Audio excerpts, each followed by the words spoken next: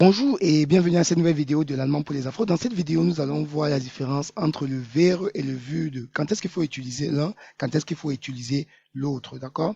Mais avant de commencer, je vous invite à vous abonner massivement à la chaîne. Tu t'abonnes en cliquant sur le bouton rouge juste en dessous et en sélectionnant la petite cloche à côté. Elle va te permettre d'avoir des notifications lorsque je mettrai en ligne une nouvelle vidéo, ok?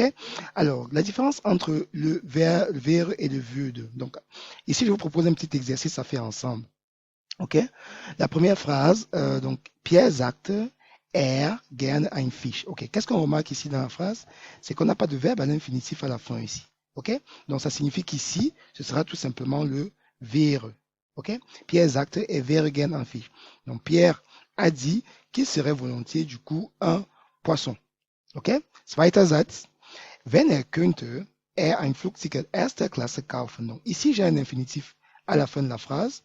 Donc, raison pour laquelle je dois utiliser le würde. Donc, ici, c'est wenn könnte, würde ein Flugticket erster Klasse kaufen. Donc, s'il pouvait, s'il aurait pu, il aurait du coup acheté un billet d'avion première classe. Donc, ici, le würde, pourquoi? Parce qu'il y a le verbe kaufen à la fin.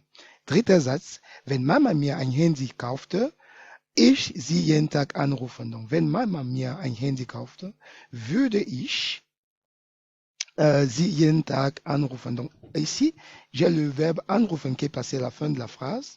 Donc, raison pour laquelle ici, je peux utiliser le würde. OK? Donc, notez qu'avec le würde, il y a toujours un infinitif qu'on met à la fin de la phrase. Wenn ich nicht so müde wäre, donc si je n'étais pas aussi fatigué, donc vous voyez ici, c'est le wäre. Pourquoi? Parce que j'ai pas d'infinitif. Würde ich dich ins Kino begleiten. D'accord? Du mir bitte ein Glas Saft bringen. Donc, mir, würdest du mir ein Glas Saft bringen? Donc, bringen ici, vous voyez bien qu'il y a un infinitif du coup à la fin de la phrase.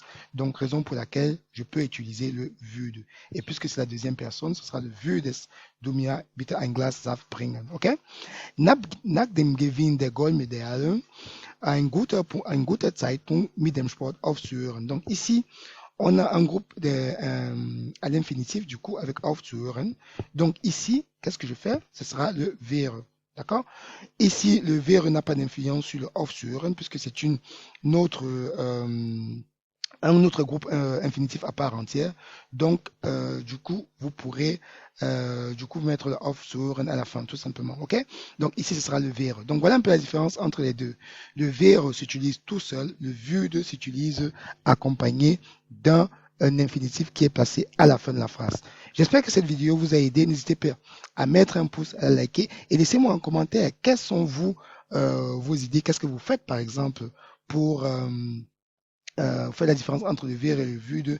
Est-ce que vous saviez du coup comment former le subjonctif de? Et dites-moi également en commentaire quelles sont les autres vidéos, des exemples comme ça que vous souhaiterez que je fasse pour d'autres vidéos. Merci de m'avoir écouté et à très très bientôt pour une nouvelle vidéo de l'allemand pour les afros.